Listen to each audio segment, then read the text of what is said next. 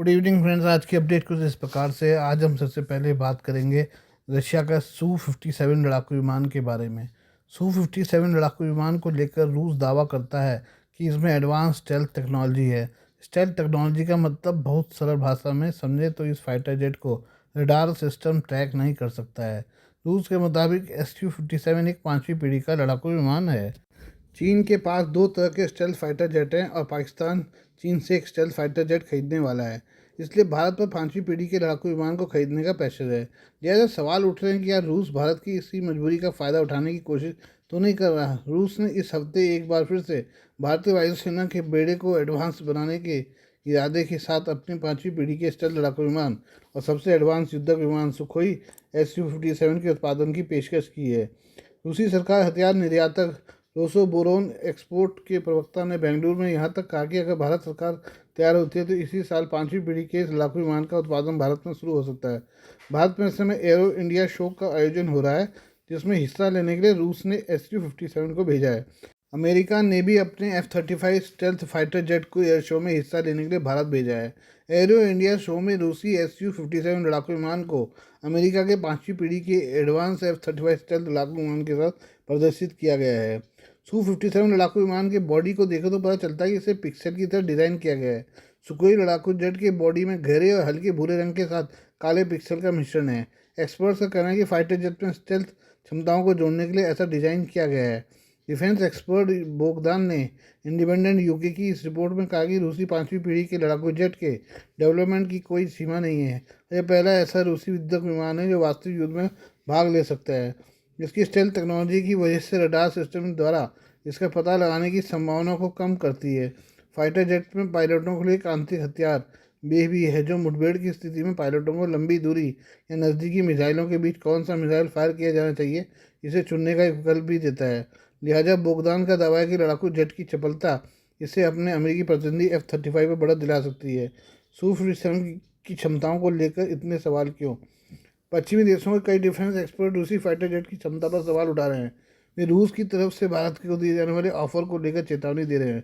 उनका कहना है कि रूस भले ही इसे पांचवी पीढ़ी के लड़ाकू विमान के तौर पर प्रचार कर रहा है और अमेरिका F-35 के खिलाफ इसे एक तगड़ा विकल्प बता रहा है, लेकिन इसके उत्पादन में लगातार होने वाली देरी और 2019 में हुए एक हादसा इसकी क्षमताओं पर गंभीर सवाल खड़े करता है। आपको बता दें कि दिसंबर 2019 में Su-57 स्टेल्थ फाइटर जेट एक परीक्षण के दौरान हादसे का शिकार हो गया था। वो पहली बार था जब इस फाइटर जेट की क्षमताओं को लेकर सवाल उठे थे। सैन्य सूत्रों ने उससे दौरान बताया था कि स्टीयरिंग सिस्टम में खराबी आने की वजह से यह हादसा हुआ है। जनवरी 2023 में ब्रिटिश डिफेंस डिपार्टमेंट के एक आकलन में कहा गया है कि Su-57 का इस्तेमाल करने के लिए रूस ने जोखिम विरोधी नज़रिए को अपनाया है। यानी वो चाहता है कि फाइटर जेट ऐसे हालत में ना फंसे जिससे इसके दुर्घटनाग्रस्त होने का खतरा हो। उत्तर कोरिया, ईरान और अल्जीरिया उन देशों में शामिल हैं जिन्हें रूसी स्टेल्थ फाइटर जेट खरीदने में दिलचस्पी दिखाई है। लेकिन अगर भारत के साथ रूस का इस फाइटर जेट के लिए डील होता है तो एक विशालकाय डिफेंस डील होगा जो इस फाइटर जेट की किस्मत को बदल सकता है। इसका एक उदाहरण राफेल है। भारत के खरीदने से पहले राफेल सिर्फ फ्रांसीसी सेना के पास ही था, लेकिन भारत से सौदे के बाद अब कई देश राफेल खरीद चुके हैं। अगर डील होती है तो रूस सिर्फ एक इस समझौते से अपनी डिफेंस इंडस्ट्री को पटरी पर ला सकता है। रूस ने भारत के लिए Su-57 की कीमत कम कर दी है। वहीं रोसो बोरोन एक्सपोर्ट के एक अधिकारी ने कहा है कि रूस भारत के साथ पांचवी पीढ़ी फाइटर जेट को बनाने के लिए टेक्नोलॉजी भी शेयर करेगा, जो किसी भी डिफेंस सौदे के लिए भारत सरकार की स्वार्थी शर्त होती है। इनमें engine, active electronically scanned array, radar, optics, AI element, software communication, हवाई हथियार जैसी पांचवी पीढ़ी की तकनीकें शामिल होंगी। अधिकारी ने कहा है कि भारत प्रतिबंधों के डर के बिना इन महत्वपूर्ण तकनीकों का निर्माण कर सकता है। हालांकि अब अमेरिका ने भी F-35 के लिए भारत पर प्रेशर बनाना शुरू कर दिया है। लिहाजा देखना होगा कि भारत सरकार क्या फैसला लेती है। आइए बात करें पाकिस्तान और रूस की दोस्ती। रूस हमेशा से भारत का जिगरी दोस्त रहा है, जबकि पाकिस्तान ने अफगानिस्तान में रूस को हराने में काफ़ी अहम भूमिका निभाई थी। लेकिन अक्सर देखा जाता है कि रूस उसी पाकिस्तान को लेकर प्रेम जताने लगता है। अब रूसी नौसेना के कमांडर रियर एडमिरल एलेक्सी सिसोव ने पाकिस्तान को आर्टिफिशियल इंटेलिजेंस टेक्नोलॉजी प्रदान करने के लिए रूस की इच्छा से जिन्ना के देश को वाकिफ करवाया है। जियो न्यूज़ के साथ एक स्पेशल इंटरव्यू के दौरान एक सवाल का जवाब देते हुए कि क्या मॉस्को AI टेक्नोलॉजी में इस्लामाबाद की मदद करेगा, प्रशांत बेड़े के रूसी नौसेना के प्रिमोस्कारिया फ्लोटिला के कमांडर रियर एडमिरल सीओ ने कहा कि रूस हमेशा पाकिस्तान के साथ इन अनुभवों को शेयर करने के लिए तैयार है। रूसी कमांडर का यह बयान भारत के संदर्भ में देखा जाना चाहिए। पाकिस्तान पहुंचे रूसी नौसेना के कमांडर ने जोर देकर कहा कि पाकिस्तान में चलाए जा रहे शांति अभियान पर रूस की नज़र है। कमांडर ने पाकिस्तानी चैनल के साथ बात करते हुए ये भी कहा कि शांति अभ्यास में देशों और प्रतिनिधियों की संख्या समय के साथ बढ़ रही है। आपको बता दें कि पाकिस्तान की नौसेना अमन 2025 नाम से एक नौसेना अभ्यास चला रही है, जिसमें 60 देशों की नौसेना शामिल है। माना जा रहा है कि इस अभ्यास के पीछे चीन है, जो इंडो पैसिफिक में अपनी शक्ति का प्रदर्शन कर रहा है। उत्तरी अरब सागर से ये सैन्य अभ्यास शुरू किया गया है। इस्लामाबाद में रूस के रियर एडमिरल सिसियोव ने जियो से बात करते हुए कहा कि नौसैनिक अभ्यास ये देखने में मदद करते हैं कि व्यवहारिक रूप से सभी देशों के पास एक ही मुद्दे हैं। समुद्री सुरक्षा के आयाम समान हैं और उन्हें बातचीत के आधार पर इन समस्याओं को एक साथ हल करना चाहिए। रूसी अधिकारी ने एआई टेक्नोलॉजी संबंधी एक सवाल में यह भी कहा कि ये सिर्फ रूस और यूक्रेन की बात नहीं है। अगर उन्हें पूरी दुनिया में बेचा जा रहा है तो ऐसे देश से अनुभव प्राप्त करना बहुत मूल्यवान होगा जो सीधे खतरों का सामना कर रहा है। इसके अलावा रूसी अधिकारी ने यह भी खुलासा किया कि जल्दी पाकिस्तानी सेना के उच्च अधिकारियों की एक टीम रूस का दौरा करने वाली है।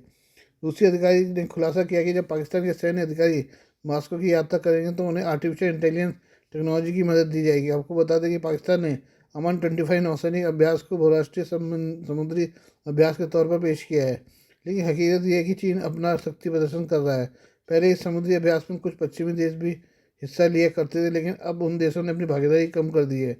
द संडे गार्जियन की रिपोर्ट में नाम नहीं छापने की शर्त पर पाकिस्तानी नौसेना के अधिकारी ने यहाँ तक कहा है कि पाकिस्तान की नौसेना का भले ही विस्तार हो रहा हो, लेकिन रिमोट कंट्रोल अब चीन के हाथों में है।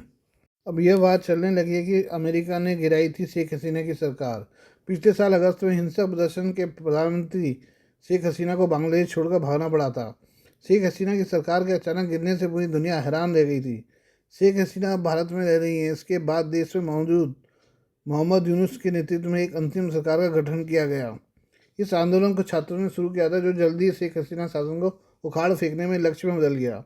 छात्रों ने प्रधानमंत्री शेख हसीना के घर को जला दिया। उनके पिता शेख मुजीबुर रहमान, जिन्हें बांग्लादेश को पाकिस्तान के क्रूर सैनिकों से आज़ादी दिलवाई थी, उनकी मूर्तियों को तोड़ डाला। उसके बाद से बांग्लादेश की मोहम्मद यूनुस की सरकार शेख हसीना की आवामी लीग पार्टी को ख़त्म करने की मुहिम चला रही है। पार्टी के ज़्यादातर नेता अब अंडरग्राउंड हो चुके हैं। चुन चुन के उनके घरों को जलाया जा रहा है। बाहर से देखने पर यही पता चलता है कि शेख हसीना के खिलाफ भड़के आक्रोश ने एक हिंसक आंदोलन को जन्म दिया, लेकिन अब जो तथ्य सामने आ रहे हैं उससे पता चलता है कि शेख हसीना की सरकार के तख्तापलट में बाहरी ताकतें शामिल थी। United states agency for international development पर सबसे ज़्यादा आरोप लगे हैं, जिसका काम दुनिया भर में आर्थिक सामाजिक कमजोरों के कल्याण के लिए कार्यक्रमों को चलाना और फंड देना शामिल है। आलोचकों का मानना है कि यूएस एड का असल काम अमेरिका के हितों के मुताबिक जियो पॉलिटिक्स को साधना होता है, जिसमें निकारागुआ, वेनेजुएला जैसे देशों में शासन परिवर्तनों को प्रभावित करना शामिल है। रिपोर्ट्स में खुलासे हो रहे हैं कि यूएस एड ने बांग्लादेश में BRAC यूनिवर्सिटी जैसे संगठनों को भारी भरकम फंड दिया, जो शेख हसीना के खिलाफ विरोध प्रदर्शन के केंद्र में था। BRAC यूनिवर्सिटी को कथित तौर पर यूएस एड से मोटा बाल मिला था। रिपोर्ट के मुताबिक यूएस एड ने BARC को पिछले साल विभिन्न परियोजनाओं के लिए $48 मिलियन का फंड दान में दिया था। BRAC एंटी इंडिया एजेंडा चलाने के लिए कुख्यात जॉर्ज सोरोस के ओपन सोसाइटी यूनिवर्सिटी नेटवर्क का भी भागीदार है। जॉर्ज सोरोस के बेटे एलेक्स सोरोस ने पिछले महीने मोहम्मद यूनुस से मुलाकात की थी, जबकि यूनाइटेड नेशंस के कार्यक्रम में भाग लेने के लिए जब मोहम्मद यूनुस पिछले साल न्यूयॉर्क गए थे तो उन्हें खुद जॉर्ज सोरोस से मुलाकात की थी। जॉर्ज सोरोस ने मोहम्मद यूनुस से उस वक्त मुलाकात की जब डोनाल्ड ट्रंप ने बांग्लादेश को दी जाने वाली मदद को रोकने की घोषणा की। इस दौरान एलेक्स सोरोस ने मोहम्मद यूनुस को आर्थिक सुधारों को जारी रखने के लिए फंड देने की घोषणा की। यानी मोहम्मद यूनुस अपने अमेरिकी आकाओं के निर्देश पर काम कर रहे हैं। इन आकाओं में हिलेरी क्लिंटन भी है, जिनके पति बिल क्लिंटन के कहने पर मोहम्मद यूनुस को नोबेल पुरस्कार दिया गया था। शेख हसीना कभी भी जो बाइडेन प्रशासन के गुड बुक में नहीं रही। बाइडेन प्रशासन ने उनके शासन के दौरान कई बार बांग्लादेश के हालातों को लेकर चिंता जताई थी, लेकिन अब सवाल ये है कि क्या शेख हसीना भारत में रहकर अपनी आवामी लीग पार्टी को जिंदा रख सकती हैं। आइए हम बात करें इंडियाज़ गॉट लेटेंट शो के बारे में। इंडियाज़ गॉट लेटेंट शो में social media influencer Ranveer Allahbadia के सेक्स पर किए गए विवादित कमेंट के बाद शो में विवाद थमने का नाम नहीं ले रहा है। हाल ही में शो के एक एपिसोड में रणवीर ने सेक्स विद पेरेंट जैसे आपत्तिजनक सवाल किए, जिससे न केवल शो की छवि को नुकसान हुआ, बल्कि शो के जज समय रैना और stand up comedian Apoorva Makhija के खिलाफ भी जमकर आलोचना हो रही है। शो के इस विवादित एपिसोड के बाद लोगों ने सोशल मीडिया पर अपनी नाराजगी जाहिर करते हुए शो के जजों की कड़ी आलोचना की है। बढ़ते विवाद को देखते हुए समय रैना ने बुधवार को सोशल मीडिया हैंडल एक्स पर एक पोस्ट शेयर किया जिसमें उन्होंने माफ़ी मांगते हुए लिखा, जो कुछ भी हो रहा है उसे हैंडल करना मेरे लिए बहुत मुश्किल हो रहा है। मैंने अपने चैनल से इंडिया गॉट लेटेंट के सभी वीडियो हटा दिए हैं। मेरा एकमात्र उद्देश्य लोगों को हंसाना और अच्छा समय देना था। मैं सभी एजेंसियों के साथ पूरा सहयोग करूंगा ताकि उनकी जांच निष्पक्ष रूप से पूरी हो। समय रैना की लीगल टीम के अनुसार वो फिलहाल अमेरिका में टूर पर हैं और 17 मार्च तक मुंबई लौटने की योजना है। इस बीच मुंबई पुलिस ने स्पष्ट किया कि मामले की जांच में कोई और देर नहीं की जा सकती। पुलिस ने समय रैना को 14 दिन के भीतर पूछताछ के लिए पुलिस स्टेशन में हाजिर होने का आदेश दिया है। अब तक इस मामले में 6 लोगों के बयान दर्ज किए गए हैं, जिनमें शो के जज आशीष चंचलानी, अपूर्वा मखीजा, स्टूडियो के मालिक बलराज घई और 3 तकनीकी क्रू मेंबर शामिल हैं। दरअसल इंडिया गॉट लेटेंट के हालिया एपिसोड में रणवीर इलाहाबादिया बतौर जज शो में आए थे। इस दौरान उन्होंने शो के कंटेक्स्ट में सेक्स के बारे में एक सवाल किया जो सभी लोगों के लिए असहज था। रणवीर ने सवाल किया था कि आप अपने पेरेंट्स को ज़िंदगी भर सेक्स करते हुए देखना चाहेंगे या फिर एक बार उनके साथ सेक्स करके इस हमेशा के लिए बंद करना चाहेंगे।